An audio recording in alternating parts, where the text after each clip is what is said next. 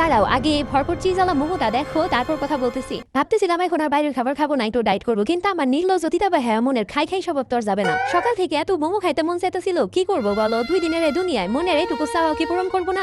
ওইসব ডাইট ফাইট ভাই তোমরাই করো, আমি মোমো খাই আর তোমরা তাকিয়ে তাকিয়ে দেখো। মানিকগঞ্জ বাস স্ট্যান্ড চাইতে ল কলেজের পাশের নার্সারির অপোজিটে শখের পিঠাগারের মোমোগুলা আমার দিকে এমন করে তাকিয়ে ছিল, তাই দেখে আমার অনেক মায়া হলো, আর আমি সাথে সাথে 160 টাকা দিয়ে 5টা মোমো কিনা নিলাম। আসলে মানবতা এখনো বেঁচে আছে, বুঝছো?